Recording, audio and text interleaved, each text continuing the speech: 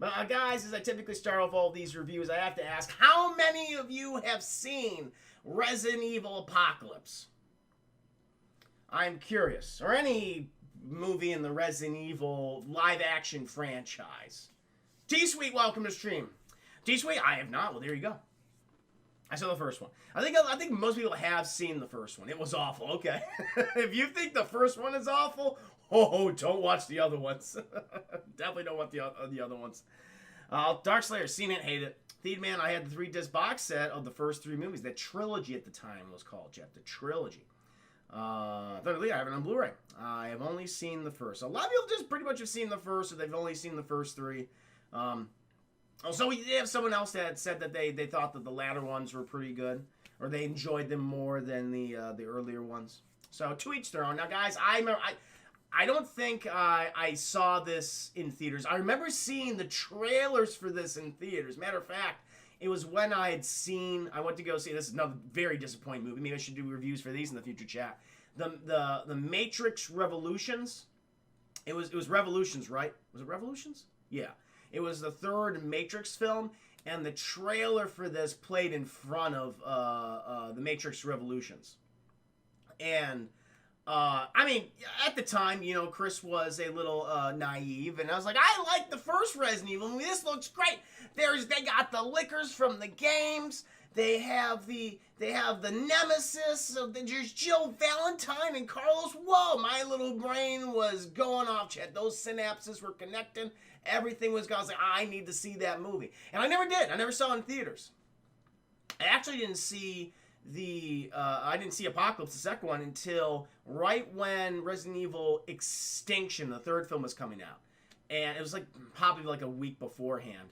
And I just remember just being overall very disappointed by it. I thought that the first one was better. And it was just because I just, again, I didn't even remember the elements of the story or anything, because there really is nothing to remember. I just remember being just kind of overall disappointed by the action, because I felt like it was filmed so poorly. The editing and direction of this movie, chat, is really shit.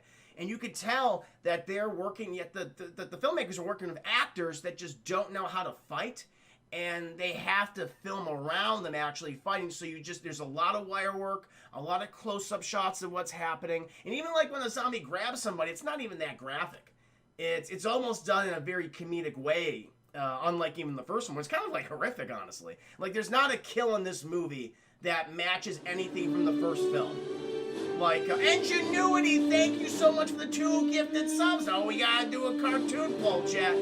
That's what we gotta do. I'll be doing that. Ingenuity, again, thank you for your generosity. We'll be doing a poll after the review, the movie review. Thank you again, Ingenuity. Welcome to stream. Hope you're doing very well. Trigger Shoe, any question? Does Michelle Rodriguez die in every movie she's in? I think so. Well, she comes back. She does die in the Fast and Furious franchise, but then she's resurrected. She does come back. She just had the amnesia. So she technically did not die. So the answer is no. But also technically yes. So, anyway. But yeah, I just remembered how the disappointing the action was filmed. It's it just didn't stick with me. And even when people would get mauled by creatures and shit, it was always done in a very comedic fashion. The way certain people go out in this movie, I think it was just more for a gag. Because it's always their fault in some way. It's always when they do something very arrogant, chat, and I'll point out all those individual scenes to you, very arrogant, and they get fucking blasted, or they get nommed on, or they're just overwhelmed by small children. And it's their own damn fault because they're wearing high heels. Who is still wearing high heels in the zombie apocalypse, chat? Come on, just take that shit off and run barefoot, okay? I don't get it.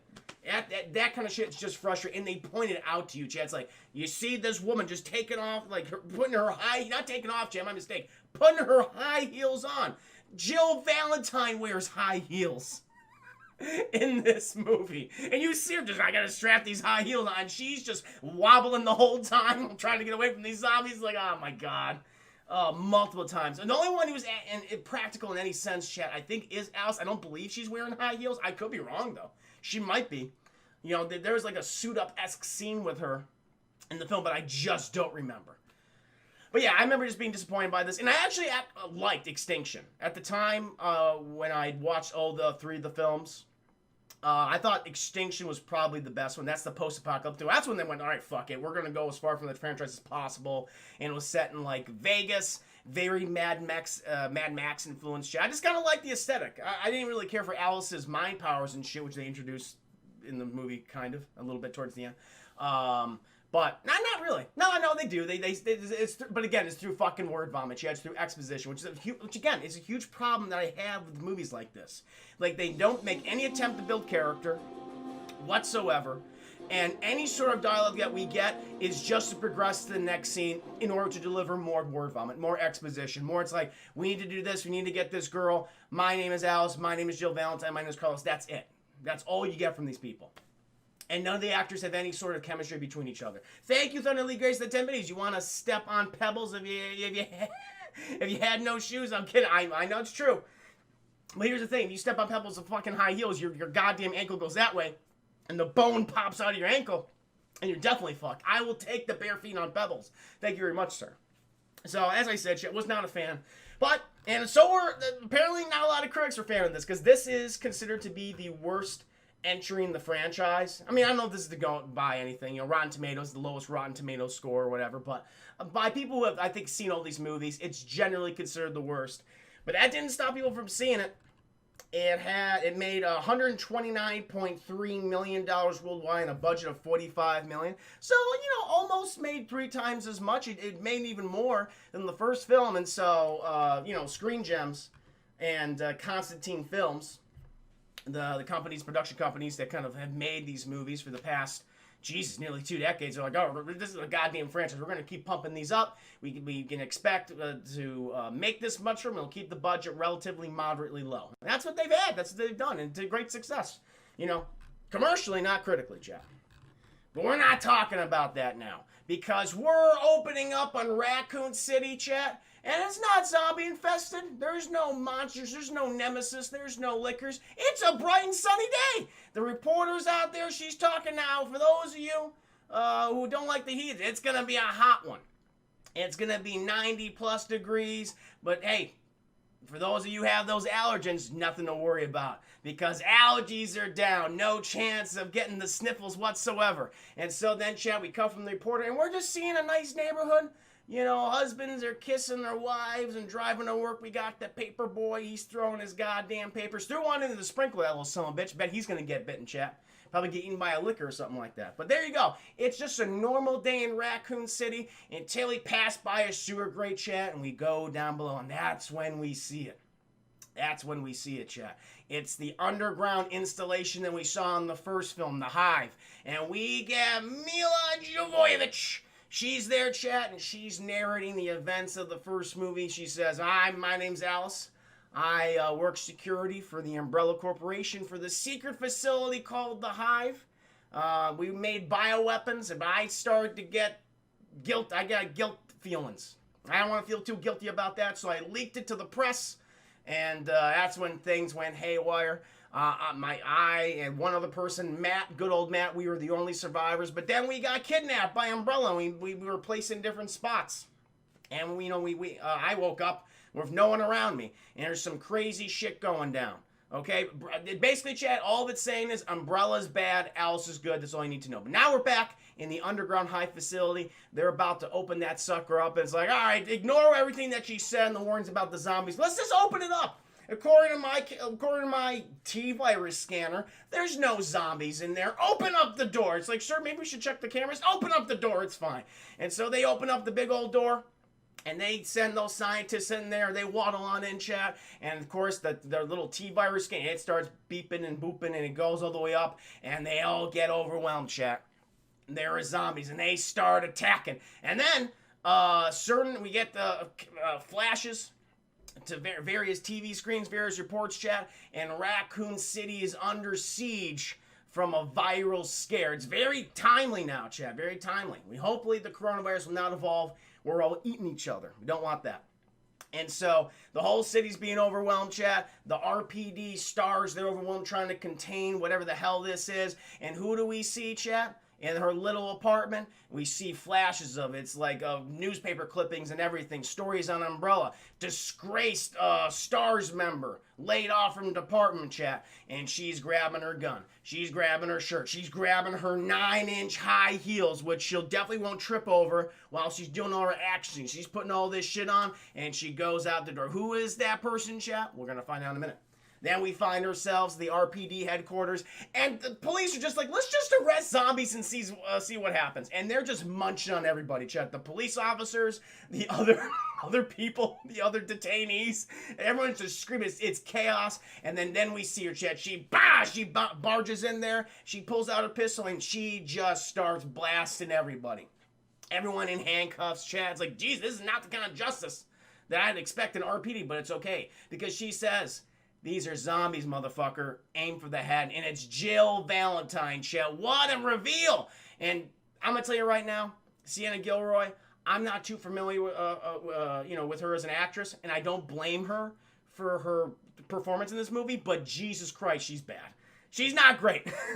I like every line of dialogue, it almost feels so stilted.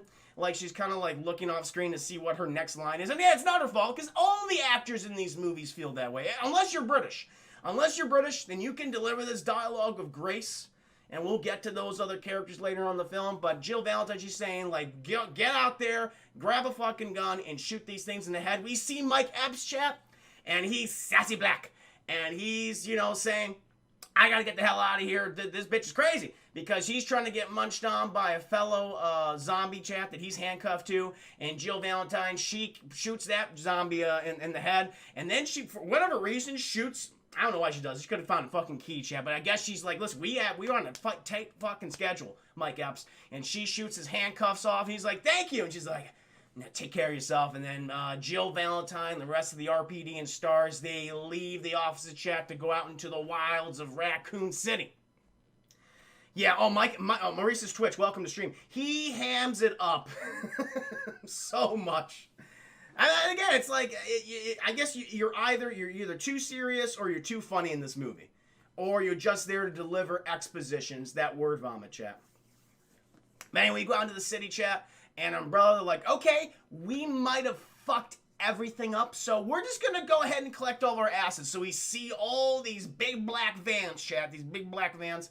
They're going to various houses and homes around the city. They're picking up these people. It's like, we fucked up. We got to get you the hell out of there. And we're like, fucking, let's go. Like, in their goddamn jam. They're still wearing their jammies, chat. They're still drinking their coffee and their toast. And like, fuck, I'm coming. Because I want to get bitten by the zombie. They're evacuating all these people. They go to this big opulent mansion, chat. And who do we see? It's Dr. Ashford, who is actually a character from the game. One of the makers of many of the Resident Evil viruses, and he's in a little motorized scooter, and they're like, Dr. Ashford, the fucking hive went haywire, we gotta get your ass out of here. He's like, but I sent my daughter to school. And we're like, sir, don't even worry about it, we're gonna get your daughter out of school. He's like, well, thank you so much, I appreciate that. They load him up, chat, and then we cut to the school, and we see these Umbrella guys, and all their dialogue is terrible. These guys, listen, they're bodyguards, but my God, just don't have them talk. Because their lines dialogue so stilted, so awkward. They have like 3 words to say and it doesn't even come out right then. It's like, should we do another take? Nah, it's fine, whatever. No one's going to notice. I noticed. And so, chat, we're at it's called the Raccoon City Junior School. Not like the Raccoon City Middle School, the Raccoon City High School. It's just the junior school. Is that a thing in the United States? I don't know what a junior school is, chat. Sounds like a preppy school. I mean, she's wearing a uniform and shit, but I was like, that's weird. Anyway, and so they're like, all right, we're going to get you out of here. Fuck the rest of these kids, okay? And so, what's the daughter's name? Alice. No, it's not Alice. That's the main character's name. Also named Alice. Angela. Angela Ashford, that makes sense. So they get Angie out of their chat. They load her up in the big black sedan, and they just go moving. But they're the last one. They're like kind of the last one, part of the big black sedan group that's heading out of the city, chat. And things are going crazy, and they get fucking smushed. They get hit, chat, by a big old truck. And the vehicle just spins all around. The bodyguards, their faces are breaking, their bones are snapping inside. They get thrown from the vehicle, chat. It tops, it tussles and turns, and then it's quiet. It's just staying there. And then we get this evil guy, Timothy. That's his name, Chad. He's the villain of the movie. His name is Timothy. He just looking, it's like, that might be a problem. I think Dr. Ashford might not like that. But there's a lot more shit that's going down right now, Chad, because after all this chaos that's happened around the city, we cut back to Alice, Chad. Mila Jovovich. And it starts in much the same way that the original ending of Resident Evil 1, where she finds herself in a laboratory, chat. She has all these fucking tubes plugged into her. She's ripping these things out. She's freaking out. But we also see another thing, chat. Someone on the other side of the glass who's at a computer is beeping and bopping, and he's the one. This individual, whoever he is, he's activated Alice and got her up. And so Alice, she's all freaking out and shit. She's crawling out of the facility. She grabs the shotgun, everything, chat, and she waddles out into the chaos. We're like, what's going to happen to Alice? We'll find out in a hot minute. And then, chat, we cut back to one of the last refuge point for people to exit Raccoon City, because the city's just fucked at this point. It's like there's no hope whatsoever. Oh, no, actually, no. We actually, no, yeah, this is the point.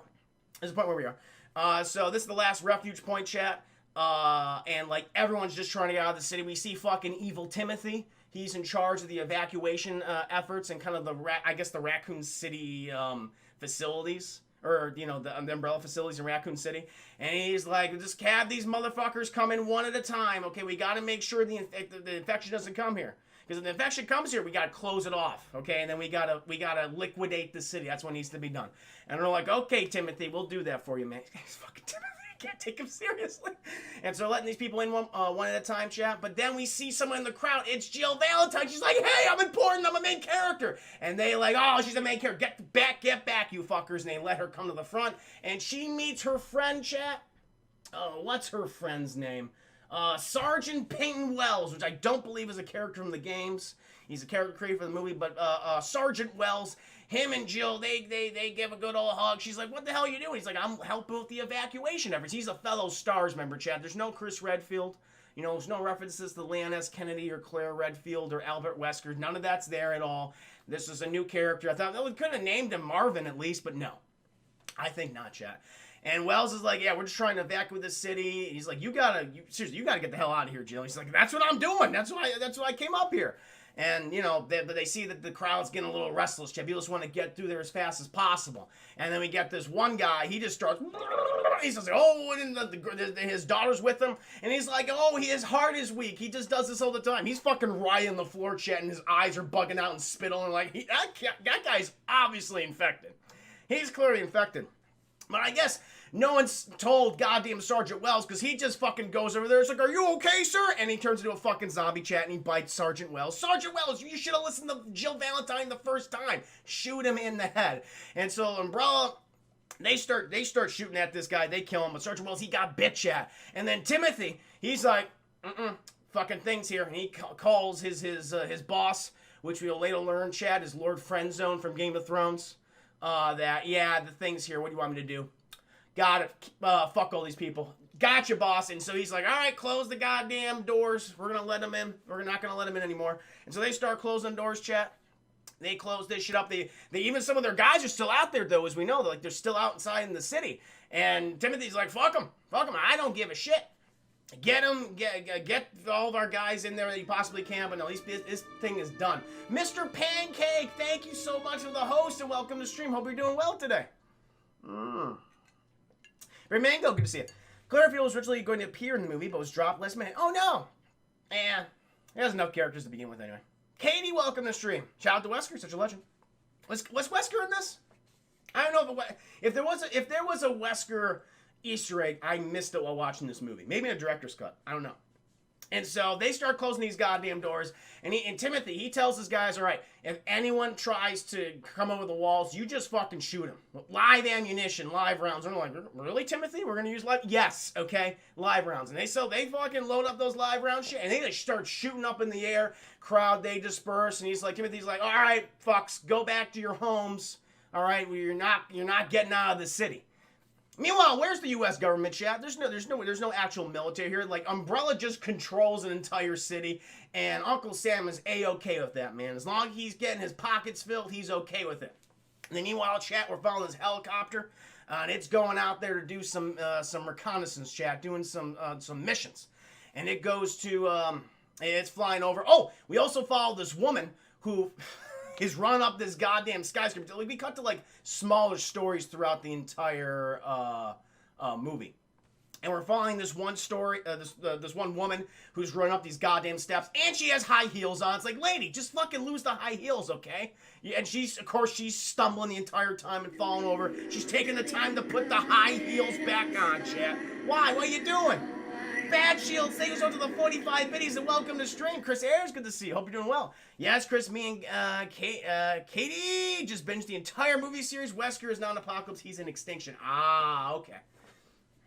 Okay, he's in Extinction, really? Oh, yeah, the end scene, the very end scene.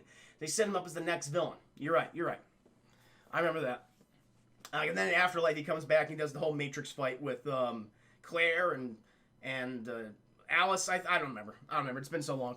Anyway, and so they're flying out. Oh, no, not. Okay, we're following this woman, chat. Fucking high heels. They're going to be the death of her, literally the death of her. She manages to get to this rooftop. The door's locked. She's got to put in this code. And, of course, the zombies are coming for her. It's like, had you just left those high heels down there and not wasted time trying to put them on, you might have, lived in this situation. But the zombies, they fucking swarm her, chat. They start munching on her and all the nibbles.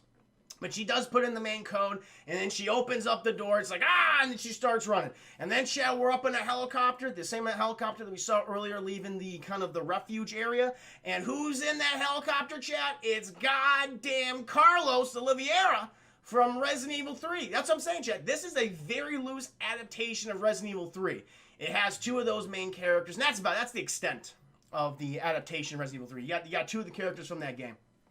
Poor Leon, poor Claire. Not in it at all. I guess they don't show up until like much later in the series. It's like weird cameos.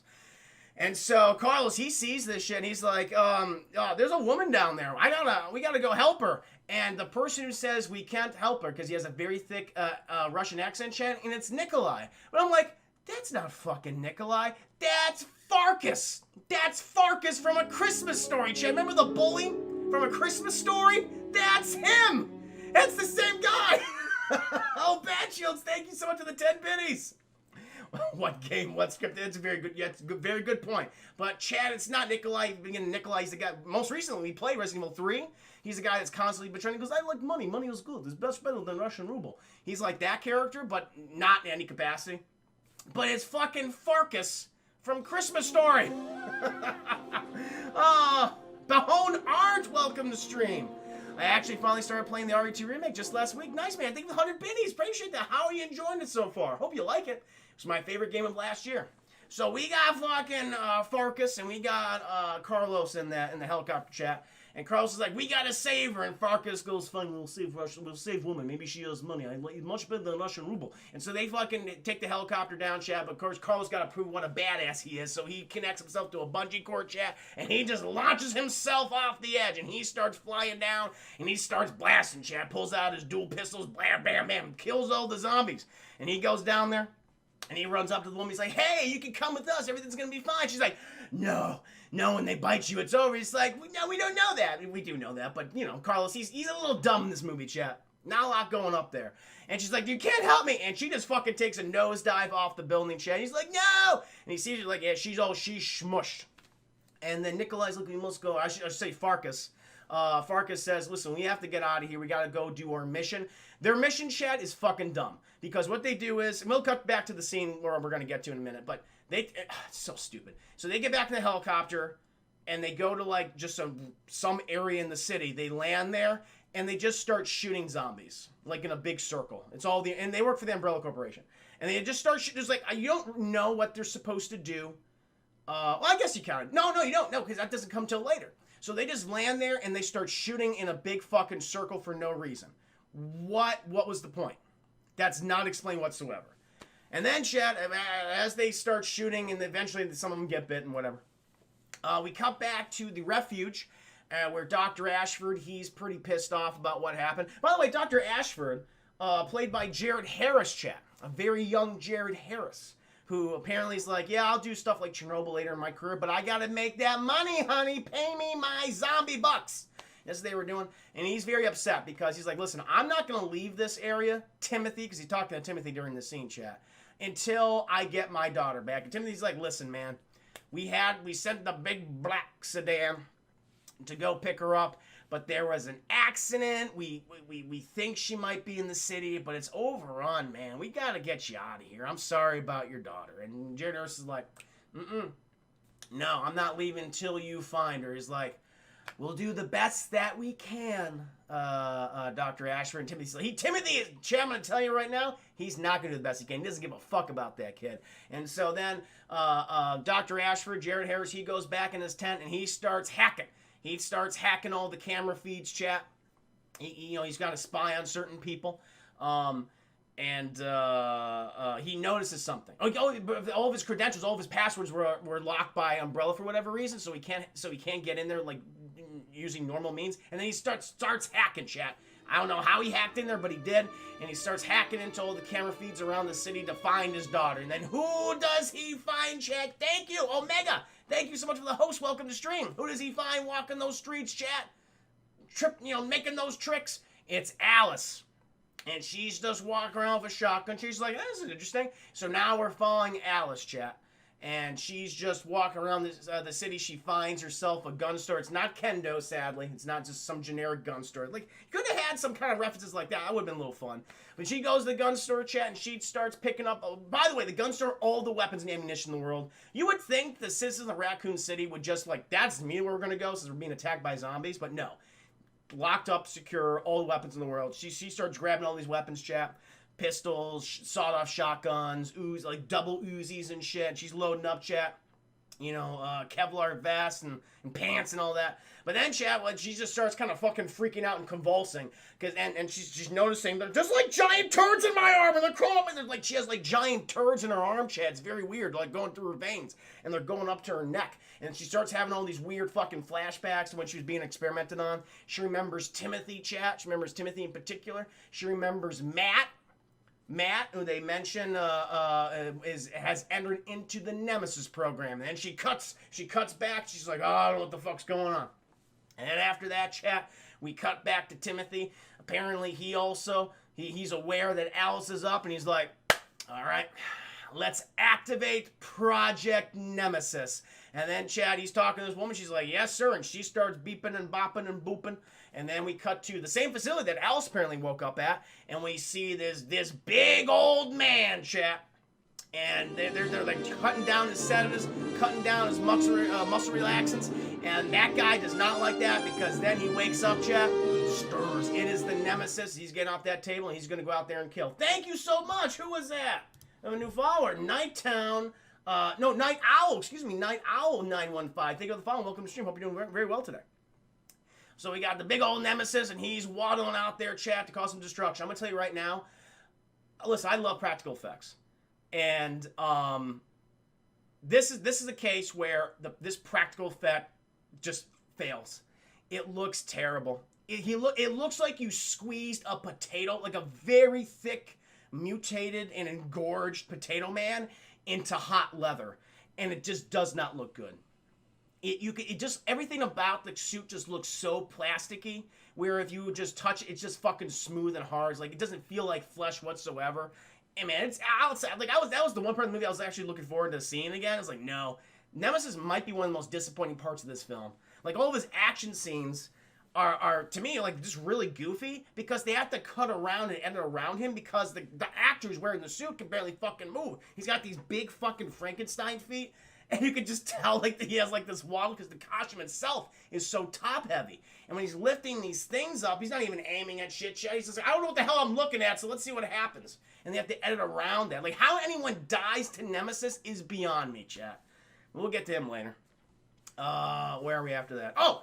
And so then we cut back to Carlos and Farkas, chat, and whatever their mission was, they're getting their asses kicked at this point.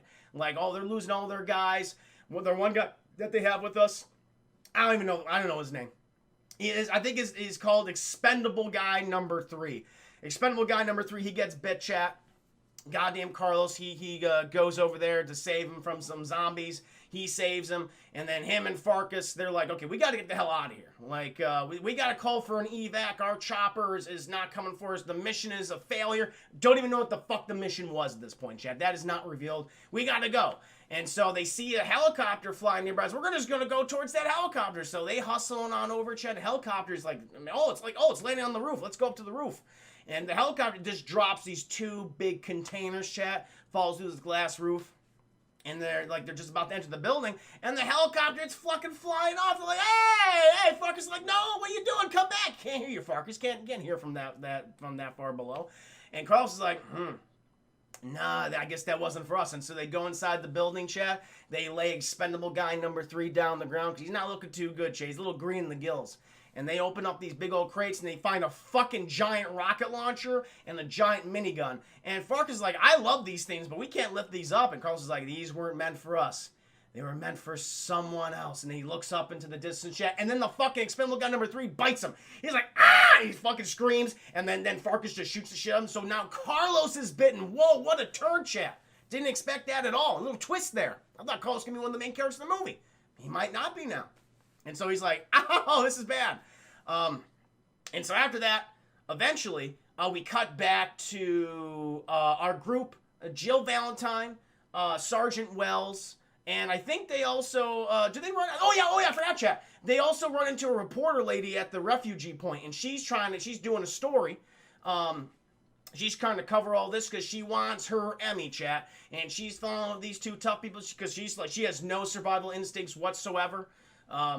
She's like, I never even fired a gun before. You two got to protect me. And Jill and Sergeant Wells like, we'll take it upon ourselves to do that. And so they head over to this church in Raccoon City, in downtown Raccoon City. They open that up and they meet a crazy guy. And he's pointing it's a big dick Mozambique, chat, from Apex Legends. He's pointing this big dick Mozambique at them and like, dude, take it the fuck easy. I'll shoot you. It's like, no, it's fine. He calms down a little bit. And then Alice is like, okay, well, since we're a little calm, I'm going to go ahead and scope out the area.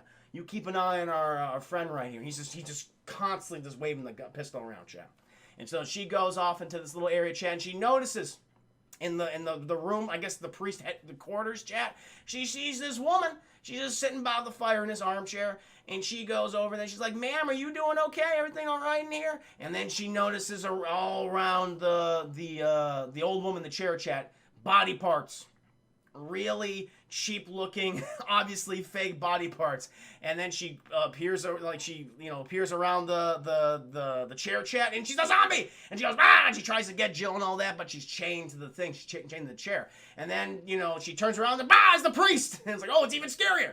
And she's like, have you been fucking feeding her dead bodies? Or you been feeding her people? She's like, just my sister. She's not feeling well. Just leave us alone. Leave us alone. He's trying to push Jill out of the way, but then his sister, the old lady zombie, fucking gets out of her chain and she starts munching on the priest. He's screaming. And then Jill's like, all right, well, you two are busy, and she leaves the room, chat. Meanwhile, we cut back to our intrepid heroes of Sergeant Wells, the reporter lady, and the crazy guy, the big dick Mozambique, and they have encountered something we've only seen one of in the previous film, chat, a liquor. And they're trying to get a fucking beat on this goddamn thing, and they just can't. It's just moving too fast. And the big dick Mozambique guy's like, all right, fuck you people, I'm out of here. And he hightails it to the other section of the church, chat, and Sergeant Wells is like, what are you doing? What are you doing? And it's like, he doesn't care. I got the big dick Mozambique. As we all know in Apex Legends, that can kill any enemy in the game. I'm gonna be fine. He goes to one area of the church, chat, and of course, Big Dick Mozambique, not a great weapon in reality. And this fucking liquor just finds him, chat, and it just starts munching on him. You hear her scream. Jill, she's like, ugh, that doesn't sound too good. And then, we cut back to Sergeant Wells, the reporter, and Jill. She joins them. And now there's like multiple liquors in the room. And like, we don't know what the fuck we're going to do in here. Holy shit. And they're shooting at all these things, chat, but it just doesn't look good for them. And they're like, just when they're about to die, a fucking motorcycle comes in through the stained glass, not like through like a regular, like a stained glass window that is at feet level, chat. No, the very top, like at least 2 stories at the very least, chat. 2-story stained glass window, like the big old circle. A fucking motorcycle comes and breaks through, lands on the goddamn ground. And, it's Alice, chat. She's riding this motorcycle, and she's just blasting everybody. And that's all she's doing.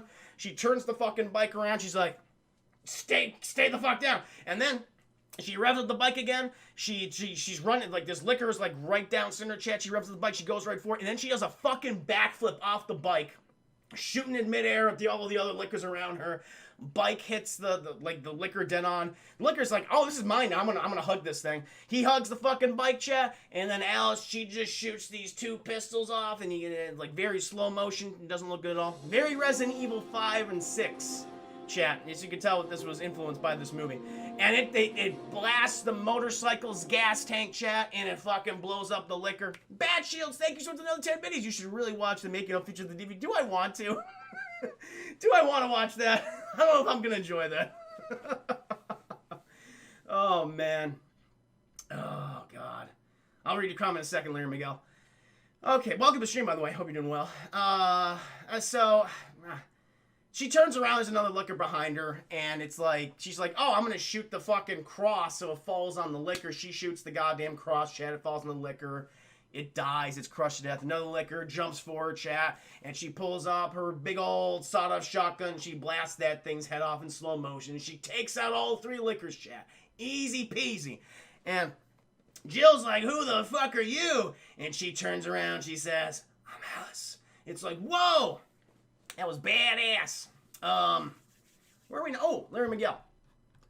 Let me see your comment. Well, every character is an OC, and this includes the original Jill and Carlos. What makes them different is that they're officially part of something, aka canon. What makes Alice a fan character is thus that she's canon, and what basically a fan fiction written by a 12-year-old. Yeah, exactly. Who only knows how to escalate instead of maintain it. Yeah, it's like she's, you know, I mean, she's a badass in the first one. She's a survivor in the first one, but she's also a badass. Now here, she's just a total badass. She has all these fucking powers, and then she gets like psychic and telepathic and telekinetic abilities in the third film. I mean, it's ridiculous. And she does all these things. She does everything that the other characters couldn't do. You're absolutely right about that, Larry Miguel. And they're like, well, that was fun. Where do we get to the point when they're contacted? Try to remember. Oh,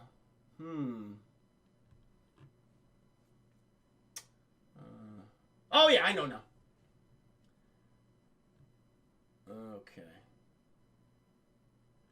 Okay, I see what's going to happen. Okay, I just had to make sure how they were contacted by Dr. Ashford, chat. I fucking forgot Alice is a fake-ass psychic. She is. She's not cool. Anyway, and so they're like, well, we're going to fucking stick with you, Alice, because you're clearly a badass.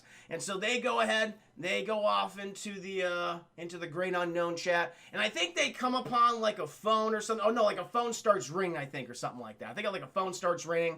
And they're like, let's pick up the fucking phone. And who was on the other line, chat? It's Dr. Ashford. It's Dr. Ashford, and he's calling them. He's like, listen, I've been monitoring your progress this entire time. I have an offer for you, okay? Look, there's no way out of the city. But I can get you. I can get you out of there. I can send a helicopter over, and it can pick you up. You can get out of there easy peasy. However, as a caveat, you need to find my daughter for me. I've located her. She's at the Raccoon City Junior School. I don't know why it's called a junior school. I don't know why they just called it a middle school. Why don't they call it a high school? It doesn't make any sense. But she's at the Raccoon City Junior School. If you go over there and you get her for me, I'll make sure to get transportation for everybody out of the city. And they're like, okay, that's good, but you know, I mean, why should we help you? Oh, I think does Jill let him know? No. So why should we help you anyway? And he's like, well, they're about to release a 50 kiloton nuclear bomb, or like a 5 kiloton. It's a big fucking nuclear bomb, chat. We're gonna bomb the city and wipe out all evidence about everything that's happening. They're like, oh shit. Okay, well, we'll go get your daughter. We don't want to be blown up. And then chat eventually. Dr. Ashford, just kind of to cover his bases a little bit, he contacts Carlos and Farkas, and he makes them the same offer. He's like, hey, I sent these other people to get my daughter, but in case they fuck it up and get eaten and get munched on, you guys, if you can save my daughter too, I'd appreciate it. And they're like, sure, let's fucking do it. And so in chat, because now, so we have like kind of like the main gist of what the plot is. We got to save Angela Ashford, but what about the nemesis, chat? What about the big old nemesis? Well, we're going to get to him in a hot second. Because now we're following, not the nemesis, but we're soon to be following him shortly, chat, Mike Epps, and he's just rolling around the city, chat. He didn't get out at all. He's just enjoying himself. He's just driving by. He's fucking hitting zombies with his cars. GTA, motherfucker, as he was saying so eloquently. Eventually, he is distracted, chat, when he passes by a strip club, zombie strippers, they got their big old bazungas hanging out. Almecas is like, I'm all about that. Fucking crashes the car like an idiot. He's like, ugh. And now he's being chased after by zombie strippers, chat. But he gets away. And he's trying to look for a new vehicle. He finds like a new vehicle, chat. But he notices, oh god, there's a guy up there. It's a sniper, and he shoots at him. He's like, oh, but it was a zombie behind him, chat. And he's like, oh my god. He's like, I'm unarmed. He's like, don't worry about it. Come on forward. It's the Stars, chat. They've taken refuge. The surviving Stars members. They've taken refuge in like a furniture store. And so Mike Epps, he goes over there. He opens the door. Oh, fucking guns pointing at Mike Epps. And he's like, fellas, I'm just here to live. And they're like, okay, we'll take care of you, Mike Epps. You need a weapon. You got a weapon? He's like, please, of course I got weapons. And he pulls out these two gold-plated, diamond-crusted pistols. And he's like, and they're custom made. It's like, it's a joke. And so he puts them away, Chet, and the sniper's like, hey, guys, I see something coming. Who do we fucking see, Chet? It's the Nemesis. And it is the goofiest fucking thing you've ever seen. They actually, I know what they did. They did some tricks in the editing bay. They specifically slowed down the footage when the Nemesis is walking. Because if he's walking normally, chat, it'd be like a waddle the entire time. Because the actor, like, he literally probably can't see where the hell he's going. And so they specifically slowed down the footage of the Nemesis to make it seem like he's lumbering instead of just going like this. And, like, the rubber's, like, jiggling back and forth and everything. It's so dumb. And the sniper's like, what the fuck? And he just starts firing this goddamn thing. Meanwhile, we cut back to Timothy. And he's like, we learned that the Nemesis is got fucking cameras in his head and shit. So they're monitoring the situation. And Timothy, he's asking his computer lady, he's like, what's this all about? Oh, they're Stars. Apparently these guys are pretty good. Well, we'll find out if they're pretty good. Tell Nemesis to kill all the Stars members. And so Nemesis, he takes out his big old rocket launcher, chat. He blows up the sniper. He uses his fucking minigun and he kills all the people in the furniture store, chat. With the exception of Mike Epps, because he's not a Stars member. And then Nemesis, he waddles up there as fast as he could go. Like, Mike Epps could have definitely just left. And we get a comedic bit where, like, Nemesis is staring at Mike Epps, and Mike Epps is staring at Nemesis. He's like, these, I'm sorry. He fucking throws him on the ground. He's like, Mike Epps is no longer a threat. And Nemesis goes, and he says the line, chat, Stars. And he walks away. What a scene what you thought would have been really, like, I remember this scene being really cool when I saw it, like, years ago. Jesus, chat. Like, 13 years ago at the very least. 14 years ago, maybe. And it does not hold up at all. It's just so goofy. And it's just killed by just how terrible the Nemesis looks. And he fucking waddles off, chat. And now we're following, because the Nemesis, because Timothy says, all right, that was a good warm-up. Now send him after her. It's like, ooh, who's her, chat? We're going to find out in a hot second. Then we cut back to Jill, Allison crew, and they're just walking through a graveyard, as you should do during a zombie apocalypse situation. So they're just walking through a graveyard. And then Alice, she notices, oh, goddamn Sergeant Wells, you've been bit. I'm going to shoot you. And Jill's like, the hell you will. You're not shooting my best friend. And Alice is like, she's just very, very blunt. She's like, listen, he's got like a few hours before he returns. We should just end him here. And it'll make it easy. And Sergeant Wells is like, I feel okay. he's not okay, chat. And Alice, Jill's like, I will not do that. And, Alice is like, all right, just be harder later. And then she trudges off, chat. And the reporter lady, she's like, this is a very stressful situation. And she's grabbed, chat. She's grabbed because the zombies are now coming out of the ground. The dead people have been buried there for however many years. They're coming out and they're dragging them all down to their graves. And then we get a terrible scene. It's not just like shooting in the head. It's a fucking kung fu action scene with everybody it's fucking kung fu fighting. Just literally punching zombies, kicking zombies, twisting zombies' necks. It's not cool. It's all done slow motion, and it's done in that way. So and it's edited around and it's shot very close because you're hiding the fact that these actors can't fight. Oh, it's terrible. Just shoot them. Just do cool like headshots and shit. But they don't do that at all. It's a fucking protracted kung fu fighting scene. And eventually they escape that. They escape those zombies, and they come to like this quarry area. And they're at this point, Sergeant Wells, he's just mad. He's like, I didn't want to punch zombies. I wanted to shoot zombies. I'm very upset. But Alice is like, shut up, Sergeant Wells. I hear something. I see something. He's like, what do you see? And she's like looking out into the distance, chat, like, like straight ahead in this quarry, and there's nothing there. And Sergeant Wells is like, well, I'm seeing what the audience sees. There's absolutely nothing there. I'm just gonna go ahead and take a step out, and bam, bam, bam, bam, he gets shot, chat. He gets minigun. All the bullets go in Sergeant Wells, and Jill's like, no, my best friend. And he drops down dead, chat. He gets the shit shot out of him, and so you never know who's gonna die. And right now is Sergeant Wells. He's dead. He's definitely dead too, because he's like, all the blood's coming out of him, shit. And then who was shooting him, chat? It was the fucking Nemesis.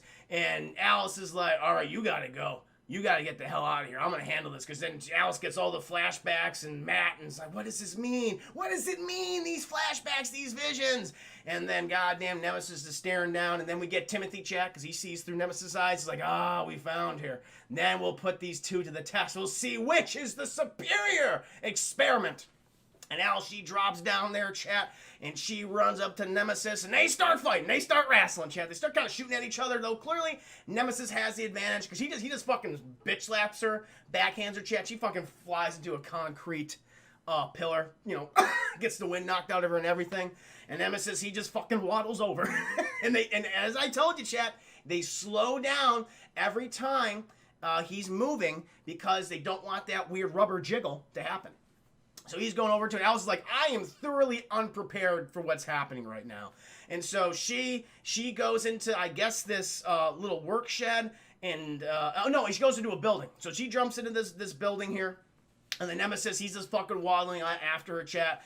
And then she notices, there's like a vent type thing. Where I guess they put all the rocks and shit. I don't know, it's a quarry. The stone, I guess, chat. And so she shoots the shit out of that, and she does like a dive thing. She falls down there into this through this tube, and then she ends in this like big old bucket. And she's like, whoo! Oh man, that was stressful. She gets like cut up on the way down, chat, like her arm gets all fucked up and everything. Like the little turd things that climb up her arm, they don't like that. She goes, and the arm kind of spazzes out. And then one of the funniest scenes, like Alice is looking up, and then Nemesis, like a fucking hedgehog, pokes his head through the hole too, stirs, and he's like, with great effort, manages to like thrust his rocket launcher down there. It's like, hold on, boop. He fires it, chat. Alice like, holy shit. And she goes ahead and she covers herself with the big old barrel thing that she has on. Rocket hits down there, explodes, and Nemesis is like, well, that's done. She's definitely dead. And he fucking waddles on off, chat. And Alice, she's like, I need a minute, okay? I am very stressed out about this situation. And after that, we cut back to, at this point, the only two people we have are the reporter lady and Jill Valentine. And they're just Jill's trying to get this car started, and the reporter lady, she's trying to calm Jill down. It's like, hey, I'm sorry what happened to your best friend. Jill's like, I just cared about him so much. I wish he was here. And then Sergeant Wells comes back, except he's a zombie, and he tries to munch on Jill, and the reporter lady's like, I don't know if I should help, or what do you want me to do right now? It's like, help me, help her, reporter lady. Jill, she manages to kick off Sergeant Wells, chat. She pulls out her gun, closes her eyes, boom! Blows his brains out. Head just pops like a cantaloupe, chat, like a water balloon. Sergeant Wells is no more. See? Well, it's just like Alice said, it's gonna be harder when you see him again. Should have just put him out of his misery. Then you could have had a moment, an actual moment. But it was taken from you by the Nemesis. And so they go ahead and drive off, chat. They're heading to the school, the Raccoon Junior school. And who they run into? Fucking Mike Epps. He's like, I'm not a zombie. He's like, oh, Jill, remember me? You want to save me and everything? And so she's like, come on in. We need all the help we can get. We need a little bit of comic relief right now. I just killed my best friend. And you know what? We're also down a black guy. So let's replace him with another black guy. Perfect. Like nothing ever changed. Jesus Christ. And so they get him in there. And they start driving to the school. And they get there, and you get some other iconography chats like, oh, apparently they sent the STARS K9 unit there, and all the cages have been busted open, chat. There's all blood and shit. The reporter lady, you know what, the Purple Canary, I'll say this. I will give her the respect that is due. What is her name? Is it Terry Morales? Is that her? Yes, I'll give her, the reporter lady, her name in the movie is Terry. She's actually fun. She's actually a fun character. She doesn't get a lot to do, but she has some good lines. I'll say that. I felt bad for her too, Thied Man. We'll get to that.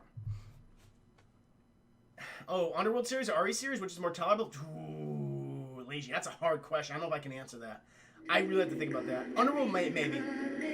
I'll say yes, Underworld, because Backshield, take with the 5 biddies. It's Underworld because Underworld that's just what it is. It thoroughly embraces that. It's derivative of the Matrix, sure, but that's what it is. While Resident Evil is an adaptation of a game, and it doesn't give a shit about the source material except for some aesthetic things. And so Underworld is the superior franchise, in my opinion. And so then, chat, we cut back. So now they got to the school. And it was like, okay, we got to go in there. We got to find Angie. Mike Epps is like, I don't know what's happening. They inform us like, we can get out of here. We find this girl. She goes, okay, I'm going to go ahead and check the basement level. Reporter lady, you check the second floor. And Bro's like, no, I don't want to do that. I don't want to be alone. Like, I know how to fire a gun. And Jill's like, here, take this gun. Just fucking point and shoot. You're going to be fine. You're going to be fine. It's okay. You're not going to die in the next 5 minutes. Don't worry about it. And she tells Mike Epps, you go ahead and check the third floor. That's what happens, Chad. They check the various floors. First, we follow Mike Epps' character. He goes up there, Chad. He's got his golden, diamond-encrusted pistols. He's pointing them all around. Goes in the science lab, Chad. You see things in jars. It's very creepy. He's just kind of searching for, Angie, where are you? And he sees, there's a light on in the thing. The light just turned on in this little closet. He's like, I'm going to go over there. He has his guns point out. And he opens the door. It's like, it's a skeleton. A skeleton fell out. It's one of those, in the science room. He's like, skeleton. I thought you were zombie. And a zombie is behind the skeleton, Chad. It tries to munch on Mike Epps. But don't worry, because the zombie just gets his head fucking shut off. And Mike Epps turns around. And who is it? It's fucking Carlos. And Carlos is very sweaty. He's very sweaty. When you get bit by the zombie, you start to sweat profusely. And he's just staring at Mike Epps. He's like, hey, you here for Angie too? He's like, yeah. He's like, we were working together. We were sent by Dr. Ashford as well. We're in on it as well. And my buddy Farkas, he's down there helping probably your friends. And Mike Epps is like, cool, let's go. And they go, chat. Now we're following the reportedly. We're going down floor by floor. So now we're on the second floor. The reporter lady, she's opening fucking doors, chat. She's got her little camera out, just recording everything. She goes in, and she sees this woman. She sees this little girl. She just sits on the floor. She's like, like that. She goes, hey, Angie, you okay? Angela, you doing all right? Hey, I'm the reporter lady. I'm Terry. Are you doing okay? And it's a zombie little girl. She goes, and she freaks out, chat. And then for whatever reason, all the zombie kids all come out of the room. I don't know how she didn't see them in all the other places, but they just fucking swarm her, chat, and they proceed to munch on her like hell, just ripping off her flesh, ripping off her inside. Her insides are now her outsides, chat, and she is screaming, and of course her camera is recording all of it too. Gonna get that Emmy now, certainly. Good documentary. And so the reporter lady Terry, she's done, chat. Now we cut back to the first floor, basement level, where we're following Jill Valentine. Apparently, in the basement, they have the gymnasium? That's a little weird to me. I don't know why there's a gymnasium in the basement of the Raccoon City Junior School, but okay. And so she's just walking around, chat. And then she eventually she finds Angie. She's like, Angie, there you are. And she's scared, obviously. She doesn't know what's going on. And she's like, okay, I got you. Just don't worry, all the zombies are dead in here. But she's like, no, they're not dead. She's like, what are you pointing at? And it's the zombie dog, chat. Probably the scariest enemies from Resident Evil 1. And the Doberman Pinschers, too. So they look exactly like they did in the first Resident Evil movie. And she's like, fuck. It's like, we got to get going. And so she grabs Angie. They start running. Angie's got her little lunchbox. She's whacking the fucking dogs out away from her. Angie, she's pretty good, chat. She knows what she's doing. And so they try to get out of there. Also, Jill, she activates the gas on all, because in the kitchen, apparently the gymnasium is right next to the fucking kitchen, the lunchroom too. It doesn't make any goddamn sense. And so she turns on all the gas, chat. She has little matches because she's a heavy smoker, Jill Valentine. Always smoking cigars and cigarettes and e-cigs. It's crazy. And then she's like, I'm gonna blow these fuckers up because I don't have any more bullets. And so while they're running out, chat, she lights her little matchbook. Probably should have had a Zippo. She lights her matchbook, and she fucking throws it, but you throw it too goddamn fast, and it gets, it gets put out, and it doesn't activate the gas. She's like, fuck, but she just gets out the door anyway, chat, and who does she see in front of her? It's Alice. She's here to save the day, and she pushes fucking Angie towards Alice. Alice has I guess she just knew what the situation was going to be played out as. She has one of those thermo blankets that prevent someone from being burned. And Alice, she had like a Zippo lighter and she fucking threw. Oh no, she's smoking a cigarette too. Everyone smokes in this movie. Everyone's addicted to the nicotine chat. And she fucking flicks her cigarette towards the room, and so when the dogs jump out and the gas release, they all blow up. Alice, she encloses Angie in her thermal blanket. Fucking Jill, from the pressure of the gas and flame, she just goes out like a fucking rocket, slams into a fucking table, concussed. A little bit of a derpy eye for the rest of the movie chat. And then, you know, Angie's like, oh, thank you, Alice, you're I love you so much. And it's like, just like, I fucking saved you first.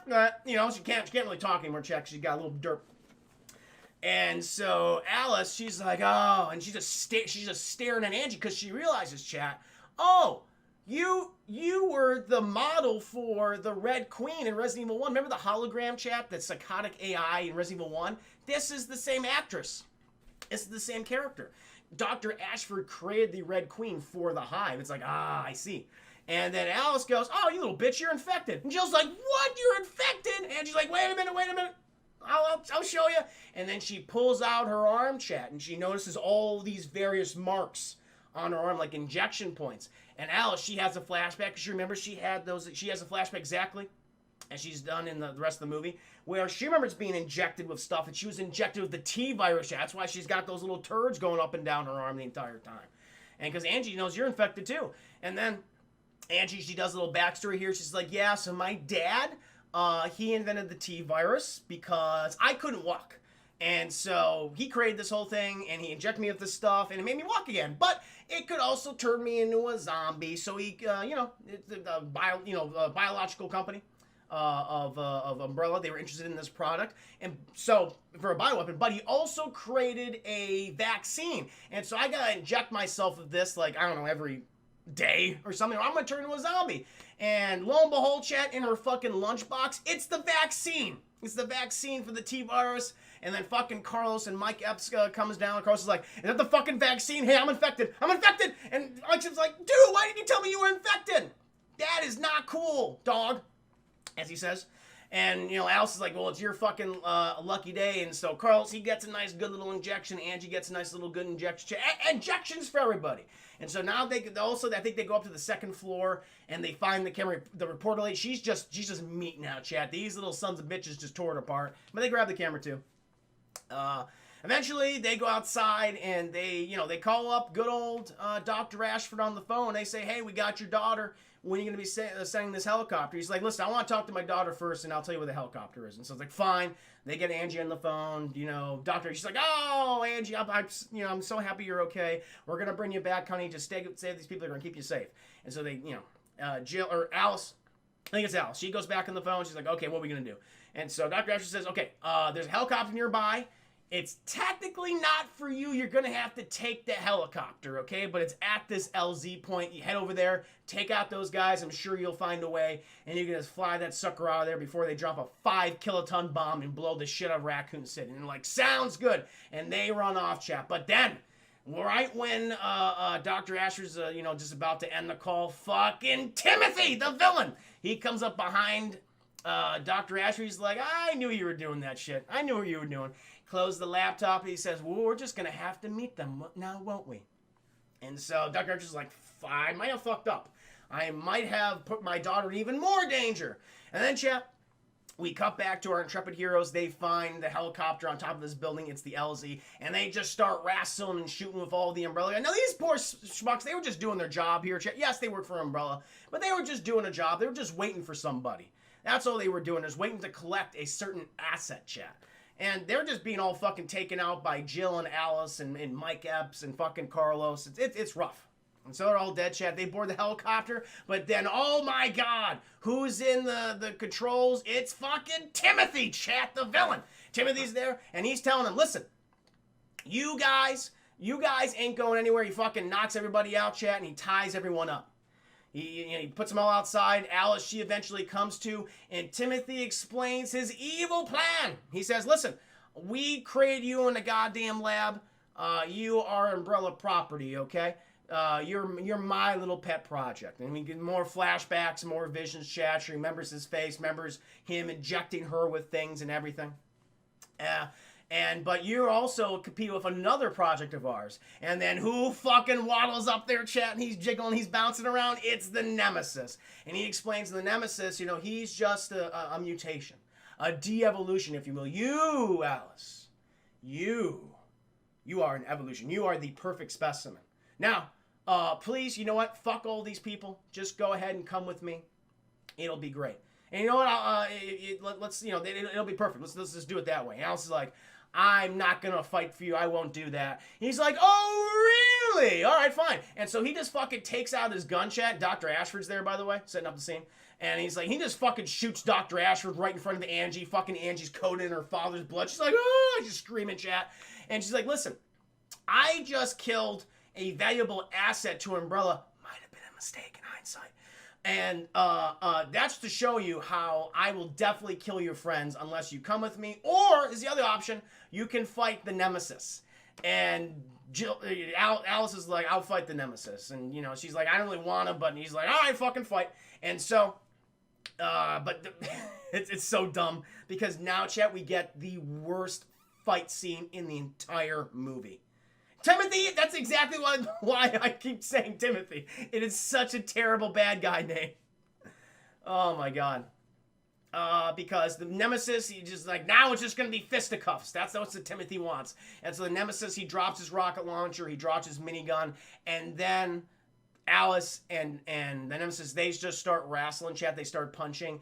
And the camera is so close in there you can't even tell what happened. Because they realized, oh, the Nemesis costume is so bulky and weird, the actor can't see where he's swinging. And it looks so fucking fake that we just got to get up in there and you just see thrashing, chat. You see cuts are going, like the faces, but you never see like actual contact or like a far shot or anything. It looks awful. Nemesis should be in a fight scene. Certainly not in this movie. Certainly not in this film. Eventually, Nemesis seems like he has the upper hand, but it's like, no, Alice, she gets the upper hand, and she notices that, also it's a fucking sword fight at one point, and Nemesis picks up like a big old piece of rebarb, and then Timothy, we gotta keep this even, he throws like a big old stick at Alice, and they start sword fighting, chat, looks bad. Eventually, the rebarb and the sword or whatever the hell is, big old stick, they get knocked away. Alice notices where the rebarb that the Nemesis ripped off, there's like a big old fucking hunk of it just sticking out. And she just punches the Nemesis into the rebarb like a lot.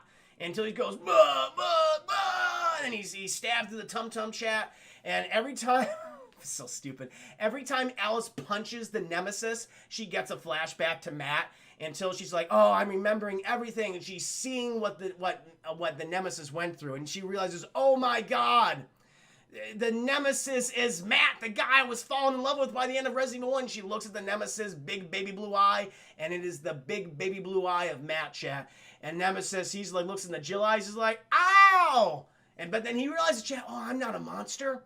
I'm not the Nemesis. I'm Matt. And they have that moment, chat, which is kind of like, look, I like this idea, but it's not earned. It's not earned whatsoever. And so they just fucking look at each other. And then fucking Timothy is like, kill him! And Alice is like, I will not kill him. You're the true monster. And Timothy's like, I'm gonna kill all your fucking friends. Alright, let's load it all up. Alice, you're just such a fucking disappointment to me. You could have been cool and shit. I could have gave you telepathic, telekinetic powers, and this is the thanks I get. We're going home, folks. Nemesis, unstick yourself, and kill everyone. Pick up your minigun and kill. And Nemesis, he fucking unsticks himself, chat. He has a fucking moment where he passes by Alice. He looks at her. He's like, nah. That's all he says. Nah. And he passes by, chat. He picks up his minigun, and he's aiming it, and they have these two guards, like, very close to Alice, chat. Like standing, like, inches from her.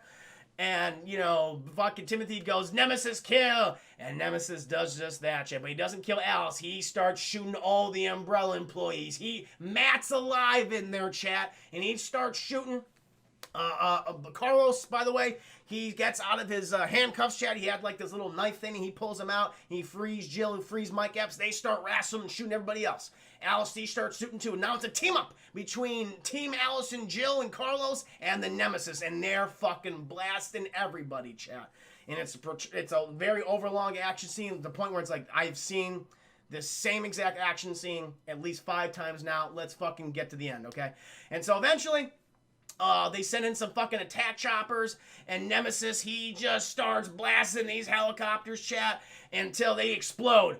But Nemesis kind of misjudged how close they were, because he's like, that thing's very close, pa! And they fucking fall right on top of him. They fucking fall on him, and they grind him into a goddamn stain, chat. The Nemesis is no more. Alice sees that, she cries out, Matt, she gets like a fucking hunk of helicopters thrown at her. It's like, ow, my fucking shoulder.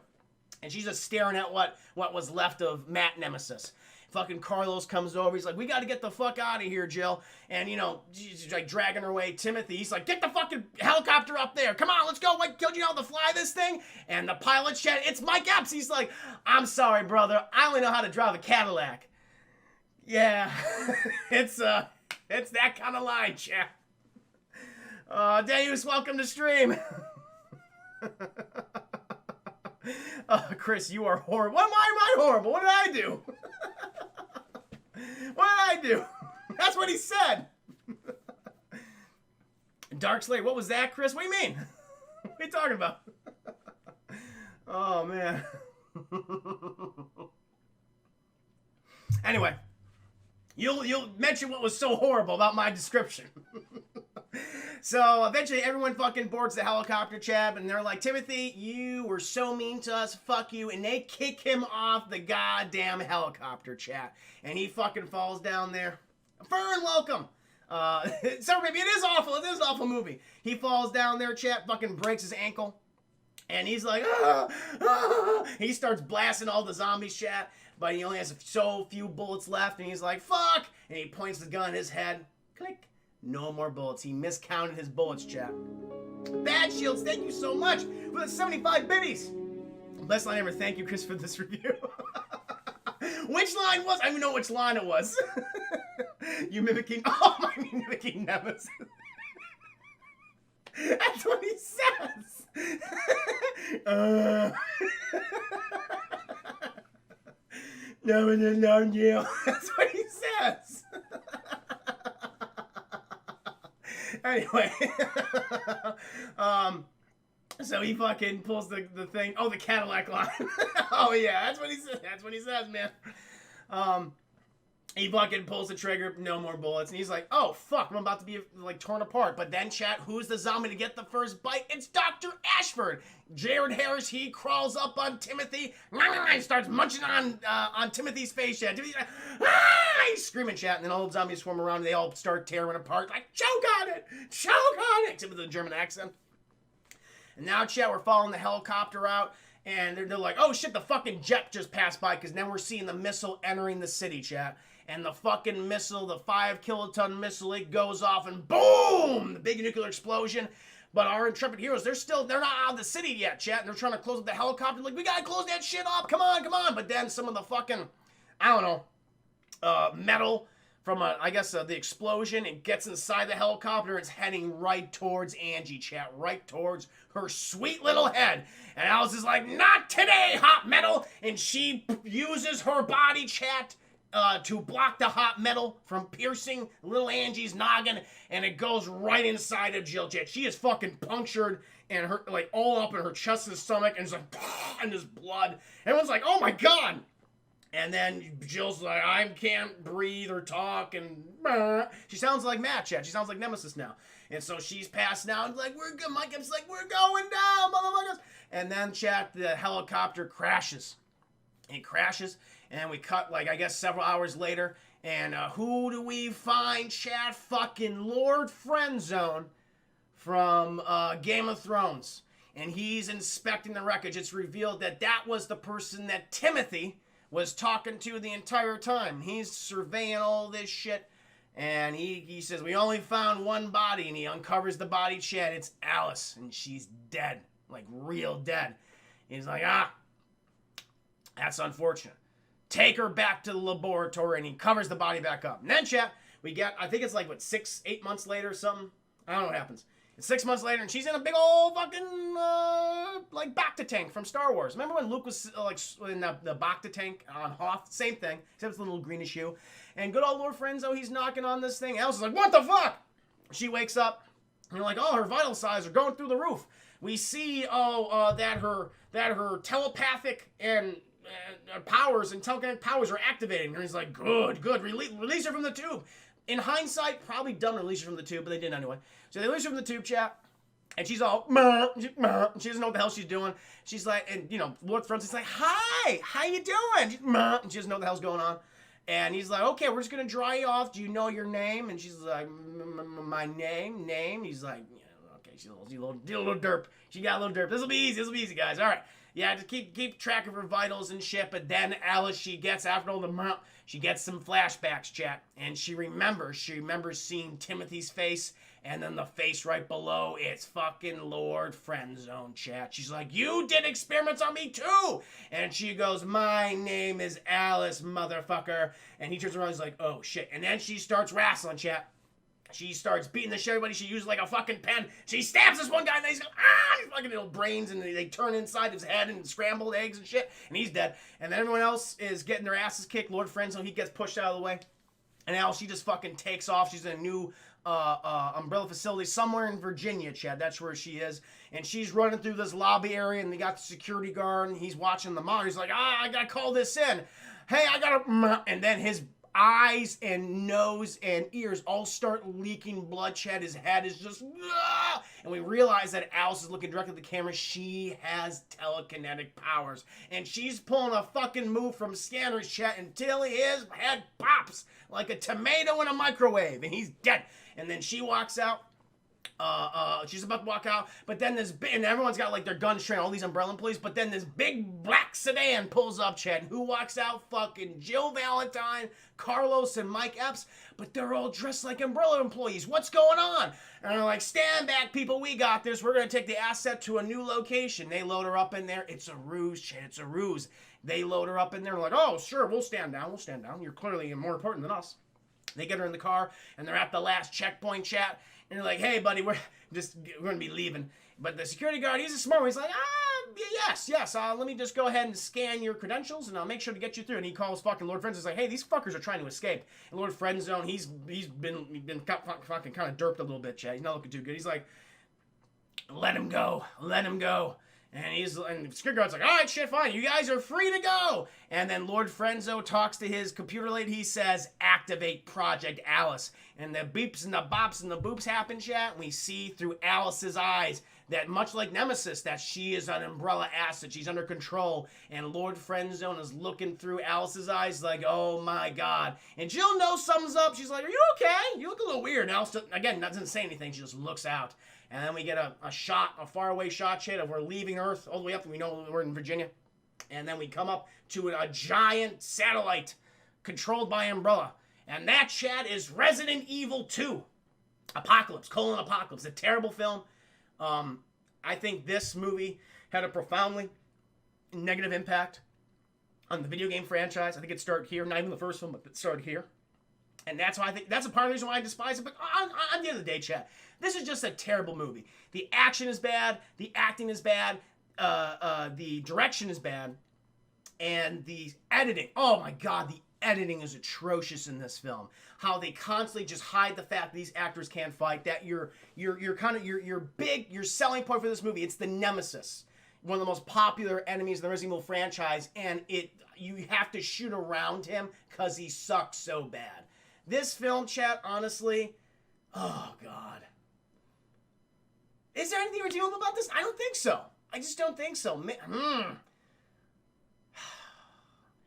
Honestly, like, outside, if I wasn't going to include the fact that I think this had a very negative impact on the games, and we got so many bad Resident Evil games because of this movie and some of the other movies that came after, I would give it a low symbol bullshit. But because of that, it probably had that negative effect. It's a fuck you, chat. This is a fuck you movie, in my opinion. It's just not worth seeing.